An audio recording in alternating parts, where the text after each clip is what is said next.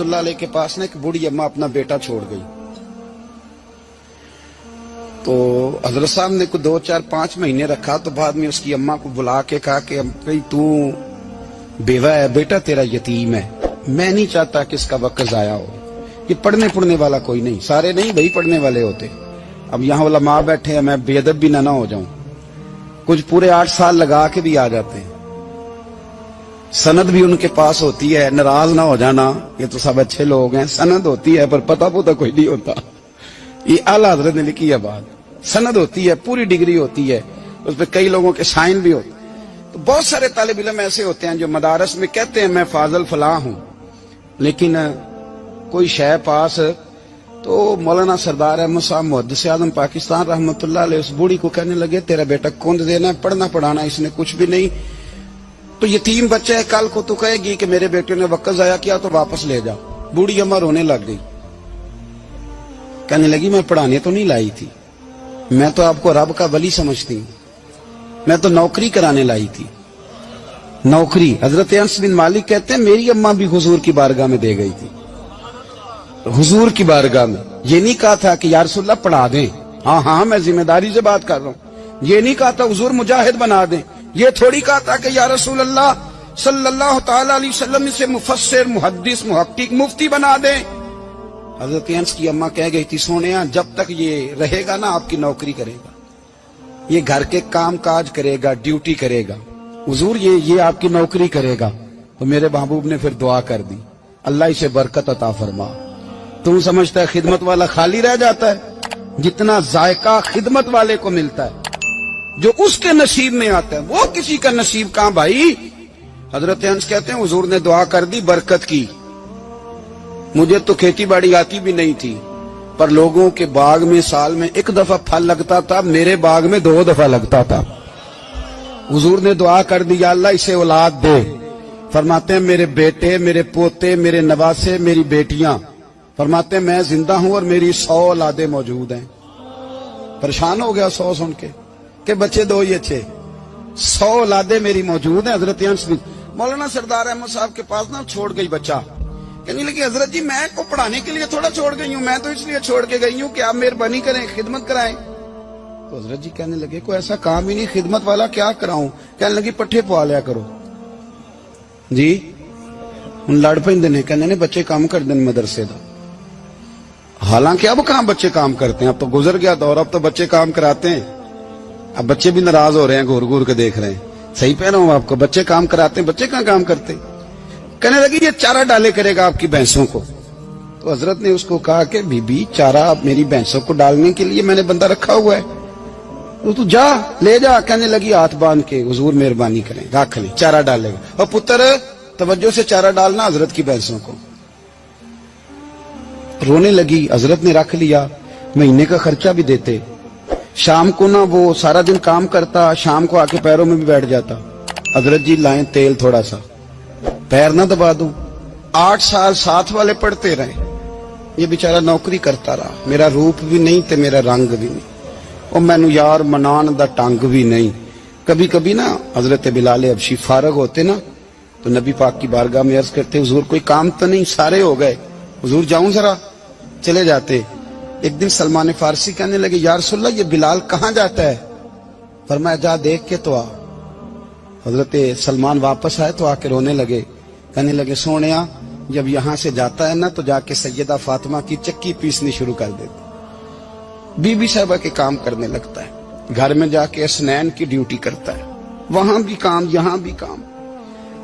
वो चारा डालता रहा, उसने चारा डाला। हजरत मुहद्दिस आज़म की भैंसों को दस्तारे फजीलत का वक्त आ गया, सारे पगड़ियां सजा के आ गए, आज दस्तार होगी। ये ना पीछे होके बैठ गया, चूंकि पढ़ा ही नहीं था तो दस्तार का है कि दस्तार तो उसकी जो पढ़ेगा, हमने तो पढ़ा ही नहीं, हमने तो यार पढ़ा, घर पढ़ा, ड्यूटी करी। हजरत मुहद्दिस आज़म रहमतुल्लाह अलैह के यहाँ जब ऐलान होने लगा ना कि अब दस्तार होगी, तो हजरत ने पहला ऐलान उसका फरमाया। तो मजा वाला बंदा कपड़े भी कदी कदी बदल देना, वो कहता है जिस हाल में भी था मैं पलट के देखने लगा कि पड़ा पड़ा तो है, कोई शय नहीं, ये माजरा क्या है। पीछे से उठ के आए तो कहते हैं बाकियों की दस्तार किसी आलिम ने की, किसी सूफी ने की, लेकिन ये भैंसों को चारा डालने वाला जब आया तो मुहद्दिस आदम ने फरमाया पगड़ी के बाल को कोई हाथ ना लगाए, ये सारी दस्तार मैंने करनी है। और फरमाते हैं हजरत बाल भी देते जाते थे और आंसू भी बहाते जाते थे, माथा भी चूमते थे और फरमाते थे दस्तार के बाद चला तो नहीं जाएगा यार, मुझे तो इबादत भी नहीं रह गई, मुझे तो चाबियों को भी नहीं पता कौन सी कहाँ रहती है, जाएगा तो नहीं तू? तो रो पड़ा, कहने लगा सोने जाए तो वो जिसके पल्ले कुछ है हो, आता जाता तो है कुछ नहीं, मुझे किसने रखना है, मैंने कहाँ जाना है, इधर कहाँ तो इधर ही रहूंगा। वो उस तालिब इल्म के सारे उस्ताद भाई कहते हैं उसने दस्तार कराई, पढ़ा पढ़ाया कुछ नहीं, पर जो मसला अड़ जाता था ना, वो जो अड़ जाता था ना, वो जाके उससे पूछते थे तो किताबें खोलने की जरूरत नहीं पड़ती थी। हजरत उम्मे सलमा रदी अल्लाह तआला अन्हा कहती है मैंने अर्ज की या रसूल अल्लाह सल्लल्लाहु अलैहि वसल्लम मेरी बच्ची बड़ी बीमार है, तो मुझे किसी ने कहा है ये थोड़ी सी नशे वाली चीज है, ये बना के तैयार करके दो सही हो जाएगी, बीमार है बच्ची तो ये नशे वाली चीज है, इसको तैयार करके दो, थोड़ा नशा है। अगरचे बाज, मैंने शुरू में कहा, बाज लोग मरीज को, सख्त मरीज को ऐसी अद्वियात जो मजबूरी बन जाए उसकी गुंजाइश और इजाजत देते हैं। मोहतात उलमा तो उसमें भी बहुत सारी चीजें पहले बयान करते, लेकिन उसने कहा जी मेरा नशा देना है शिफा के लिए। हजरत उम्मे सलमा कहती है मेरे नबी पाक ने मेरी तरफ देखा, मेरी तरफ, तो मैंने कहा या रसूलल्लाह आप क्या फरमाना चाह रहे हैं? तो नबी पाक ने फरमाया उम्मे सलमा कभी नापाक चीज में भी शिफा हुई है, कभी नापाक चीज में भी, कभी शराब और खमर में भी शिफा हो सकती है। शिफा रब करीम ने रखी है पर शहद के अंदर रखी हुई है, शिफा अल्लाह ने रखी है, कुरान मजीद में रखी हुई है, तो इसमें भी कभी ये हुजूर ने बयान किया है कि इसके अंदर शिफा हो सकती, तो उम्मत कितनी दिलेरी करती है जो ये मशवरे देती है कि उसके अंदर नशा है, शराब है, तो खांसी चली जाएगी तो फलानी बीमारी चली जाएगी। ना आओ इन चीजों पे, ना अपने ईमान को खराबी दो और ना ऐसी बातें करो जिससे कि डायरेक्ट रसूलुल्लाह सल्लल्लाहु अलैहि वसल्लम के वाज़ेह इरशादात की मुखालफत हो। मेरे नबी पाक सल्लल्लाहु अलैहि वसल्लम ने फरमाया, और फिर कुछ लोग कहते हैं थोड़ी पी है जी। अब तो मैं तज्जिये में पढ़ रहा था कि ऐसी शराब इजाद हो गई है, लोग शराब पीते हैं और वो मस्त भी रहते हैं, कार भी चलाते रहते हैं, कहते हैं जी नहीं हमारा ज़हन माऊफ नहीं हुआ तो ये वाली सही है, नशा नहीं लाती। मेरे नबी पाक सल्लल्लाहु अलैहि वसल्लम ने फरमाया जिस चीज की थोड़ी मिकदार, ज्यादा मिकदार हराम है, उस चीज की थोड़ी मिकदार भी हराम है, जिसकी ज्यादा मिकदार हराम है उसकी थोड़ी भी। तो खमर और शराब अगर फुल पीना जायज नहीं तो थोड़ी पीना भी जायज, ये हराम है और हराम थी और कयामत तक हराम ही रहेगी। मेरे नबी पाक सल्लल्लाहु अलैहि वसल्लम ने मना किया और हुजूर ने इजहार नापसंदीदगी फरमाया, और मैं 40 दिन तो इबादत ही कबूल नहीं होती शराब पीने वालों जब तक सच्ची तौबा ना करे। ये लफ्ज जब अदा करता हूं तो शर्म से मेरी जुबान लड़खड़ाती है कि यार दरबारों पे भी नशा बिकता है। मैं ये बात कर रहा हूं सूफिया का तर्जुमान, दरबारों पे, मजारों पे, और सज्जादा नशीनों तुम्हें जमीन निगल जाए, आसमान तुम्हें ले उड़े, तुम पर कहर नाजिल हो, तुमने बाप दफन करके तो वहां नशे का अड्डा बना लिया, माओं से बेटे छीनने लगे हो, औरतों के सरों से कपड़े छीनने लगे हो, सुहाग मारने लगे हो, बेटियां और बेटे यतीम करने लगे हो, नशा बेचते हो दरबारों और मजारों पे। ये तमाशा लग गया। आप कैसे करूं ये बात, पर करनी पड़ रही है, मजबूरी है, ये मजमून मुकम्मल नहीं हो सकता। बंद कर दे वो दरबार, हमें नहीं चाहिए जिन दरबारों पे नशा बिकता है। मैं जिम्मेदारी से कह रहा हूं, बात रिकॉर्ड हो रही है। जूते की नोक पे वो सज्जादा नशीन जो उम्मत को ड्रग्स देता है, वो सज्जादा नशीन का डेरा नहीं, वो गंद का अड्डा है, वहां से फैज नहीं मिल रहा, उम्मत की तबाही हो रही है। बता दो, फैला दो, इसको एतराज करना करो। मेरे रसूल पाक सैयद आलम सल्लल्लाहु ताला अलैहि वसल्लम का दीन जरूरी है, किसी पीर की सज्जादगी जरूरी, बोलिए सज्जादगी जरूरी। बड़ी जिम्मेदारी से कह रहा हूं और नुमाइंदगी कर रहा हूं अपनी जमात की। نہ ہمارے بزرگوں نے کل اس کی حمایت کی تھی، نہ آج کرتے ہیں، نہ قیامت تک کریں گے۔ بند کر دیں وہ دربار اور مزار۔ بزرگ دنیا میں یہ کام کرنے آئے تھے، اور ہماری سوچ اتنی گر گئی ہے، اتنے ہم کمزور ہو گئے۔ کہتے ہیں جب اس کو چڑھ جاتی ہے تو پھر بڑی معرفت کی باتیں سناتا ہے۔ تجھے شرم نہیں آئی یہ لفظ کہتے ہوئے؟ اب نشئی تجھے معرفت سکھائے گا؟ اب تو شرابی سے، بھنگی چرسی سے دین سیکھے گا؟ کہتے ہیں اس نے پی ہوئی تھی، چڑھی ہوئی تھی، وہ بات کر دی تو میرا کام بن گیا۔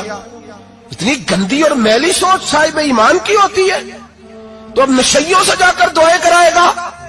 سن، میرے نبی پاک صلی اللہ علیہ وسلم نے فرمایا جو شراب پی لے، نشہ کر لے، اس کی تو 40 دن تک عبادت رب قبول نہیں فرماتا۔ تو کہتا چڑھی ہوئی تھی تو اس نے دعا کر دی، تجھے شرم ہی نہیں آئی بات کرتے؟ حیا ہی نہیں کیا تو نے جملہ بولتے؟ یہ کوئی تصوف اور طریقت ہے؟ جاؤ اٹھا کے لے جاؤ۔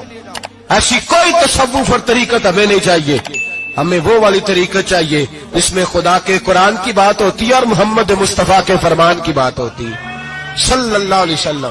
تو بھائی یاد رکھو، یہ کوئی طریقہ نہیں۔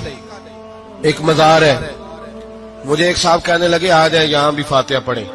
میں نے کہا یہاں کیا ہے؟ کہنے لگے تھے تو بابا جی نشہ بشا کرتے، پر سنا ہے لوگوں کی منتیں بڑی پوری ہوتی ہیں، مجھے جذبات بڑے کم آتے ہیں۔ میں نے اس آدمی کو گریبان سے پکڑ لی، میں کہ ادھر ہٹ، وہ تو نشہ کرتا تھا اور تو جاتا تھا، تیری یہ کیسے طاقت ہوئی؟ تو نے مجھے مشورہ دے دیا، تو ہمیں کمزور سمجھتا ہے؟ ہم کمزور ایمان کے لوگ ہیں، اور میں یہاں تجھے کہوں گا نہیں نہیں میں یہاں نہیں جاتا، میں وہاں جاتا ہوں۔ بالکل کوئی لگی لپٹی بات نہیں، کھری بات۔ تصوف وہ، دربار وہ جہاں قرآن پڑھا جائے اور رسول اللہ کی حدیث سکھائی جائے، باقی کوئی مطلب نہیں کسی قسم کا۔ میں داتا صاحب کبھی جاؤں نا جلسہ کرنے کسی کام سے، کسی تقریب میں، تو میں داتا صاحب کے مزار پہ نہیں جاتا۔ میں کہتا ہوں یار یہ یارانہ نہیں کہ بندہ کسی کام آیا تھا تو فاتحہ پڑھ لی، واپس چلو۔ گکھڑ سے اسپیشل آئیں گے داتا صاحب کے مزار پہ حاضری دینے، اور میرے سنگی گواہ ہیں کہ میں اسپیشل ٹائم نکال کے بہت سارے کام چھوڑ کے اسپیشل جاتا ہوں، اور میں مراد ماننے نہیں جاتا، میں داتا صاحب کا شکریہ ادا کر دے جاتا ہوں۔ میں ان سے کہتا ہوں حضور آپ کی مہربانی، آپ یہاں آئے تو ہمارے بڑے بھی رسول اللہ کے غلام بن گئے۔ میں تو سلام عقیدت پیش کرنے جاتا ہوں۔ ہم مزارات پر جانے کے قائل نہیں، بلکہ ہماری تو عقیدت کا درجہ ہی مکمل نہیں ہوتا جب تک ہم مزار پہ سلام نہ کریں۔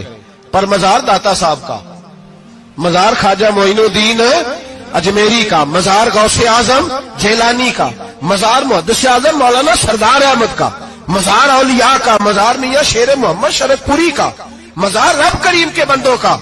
بھنگیوں چرسیوں کے مزار نہیں ہوتے، اور نام ان مزارات کے قائل ہے، بالکل قائل نہیں ہم۔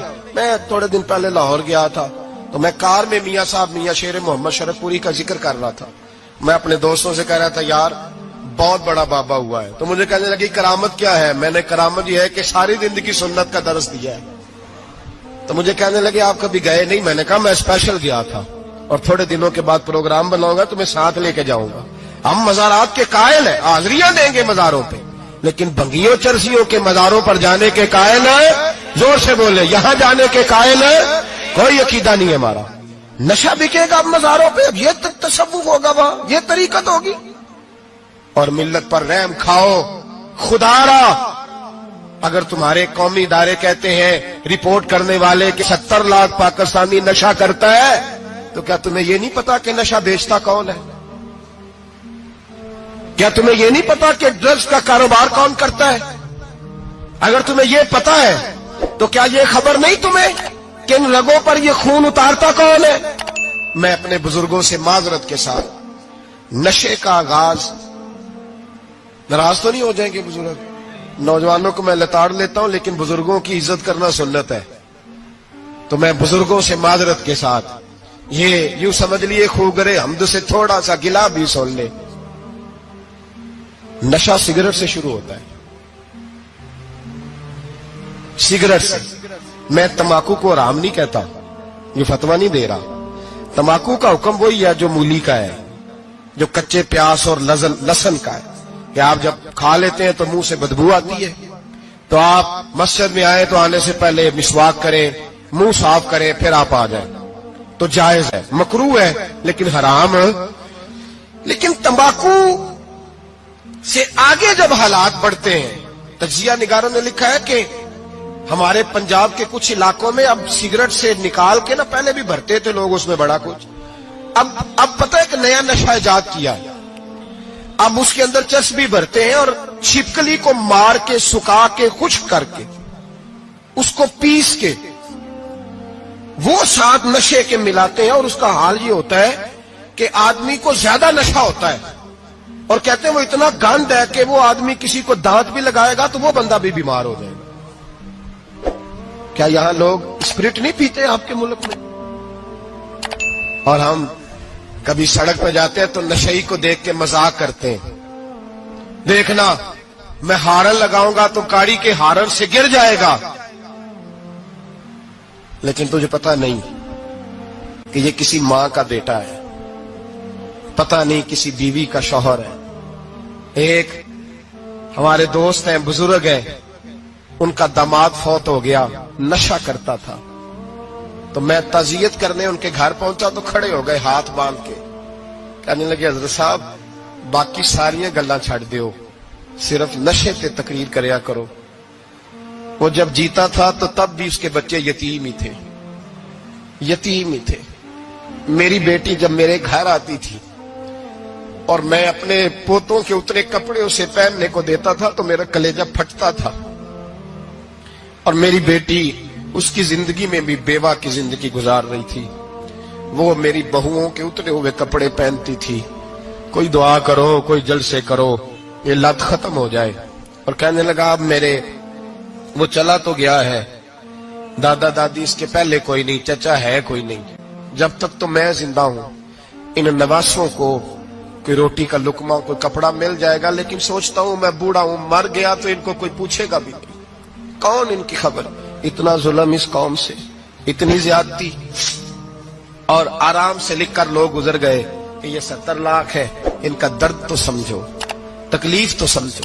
7 فٹ کا سونا جوان اور نشے کا عادی ہے تو کسی نالی میں پڑا ہوا ہے. اور میں نے کہا اس قوم کے ساتھ اس سے بڑا بھیانک مذاق کیا ہوگا. کوئی دانشور تھا بڑا ظالم, اس ظالم سے کوئی مشورہ لینے آیا, اس نے آ کے کہا تو بڑا ظالم ہے, بڑے کڑوے مشورے دیتا ہے, میرا ایک دشمن ہے, میں اس سے بدلہ لینا چاہتا ہوں, میرا دل کرتا ہے اس کا بچہ قتل کر دوں تاکہ وہ تڑپے. تو ظالم نے کہا اسے قتل نہ کر, وہ تو اس کا باپ 2-4 مہینے رو کے چپ کر جائے گا.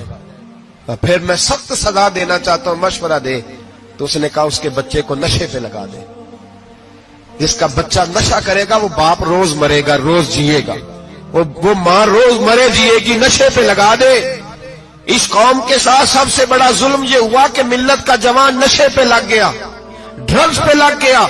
اتنے تباہ حالات ہوئے کہ جوان چڑھتی جوانیاں, اماں نے کتاب دے کے بھیجا تھا, اور کالج سے واپس آئے تو نشے کے ٹیکے ہاتھوں میں پکڑے ہوئے, ٹیکے. اور آپ کے اس ملک کے اسلام آباد میں ایک دن میڈیا نے وہ خبر بھی وائرل کی اور وہ چیز بھی دکھائی لوگوں کو. 3 مہینے کا بچہ لے کے نشئی سڑک پہ آ گیا, اس نے کہا میرا نشہ ختم ہو گیا, میرا بچہ خرید لو, 2 پڑیاں دے دو. تو وہاں بیبیاں جو سن رہی تھی وہ بھی چیخے مار کے رو رہی تھی. یہ ظلم کیا اس قوم کے ساتھ, اور کرپشن کی لعنت نے اجازت دی سپلائی کرنے والوں کو کہ گلی گلی بیچے, گلی گلی. انہوں نے کچھ تھوڑا ظلم نہیں کیا ان حکمرانوں نے. اور ہماری اپوزیشن, اس کو نہ صرف اتنا پتا ہے کہ یہ جائیں اور ہم آئیں, اس سے زیادہ کوئی غرض نہیں.